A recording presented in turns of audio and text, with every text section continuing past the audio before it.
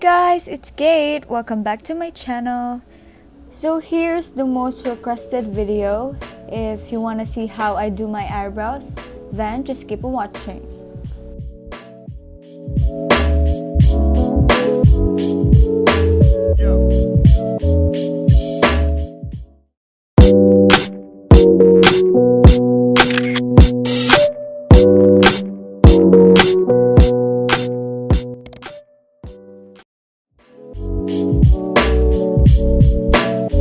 For my eyebrow routine, gumagamit lang ako ng powder para mas maging natural tignan.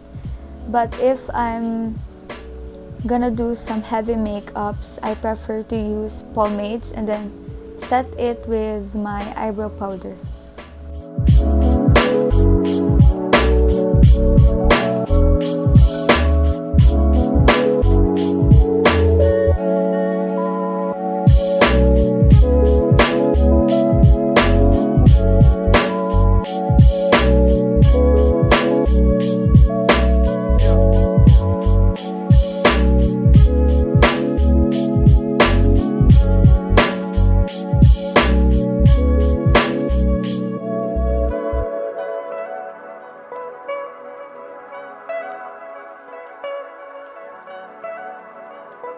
Kung ano na lang yung natirang product sa brush ko, yun na lang yung gagamitin ko sa inner part ng aking eyebrows.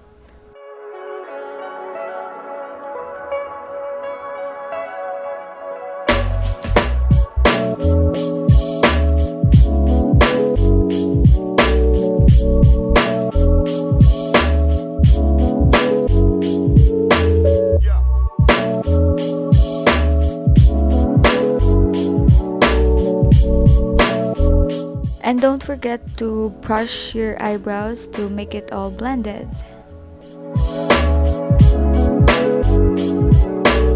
And I'm just gonna do the same thing on my other eyebrow.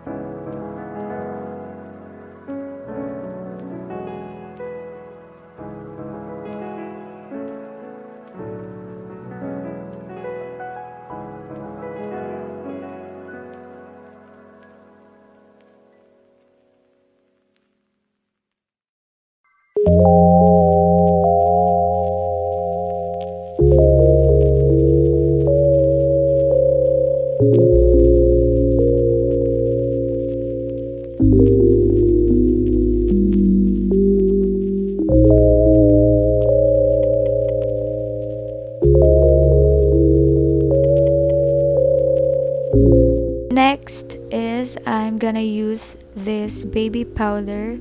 Nag-oil kasi yung eyebrows ko, and also to make my eyebrows long-lasting.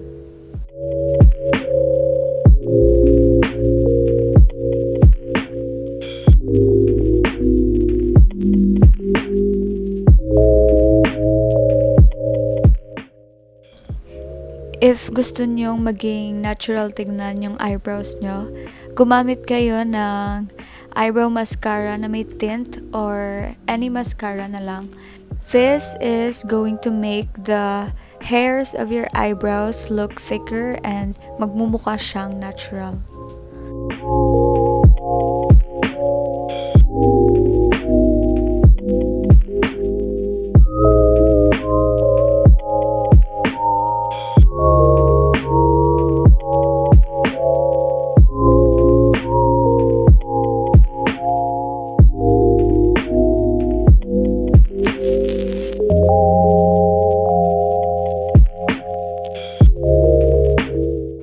If pupunta lang naman ako ng school, hindi ako nagko-conceal ng aking eyebrows kasi palagi akong late.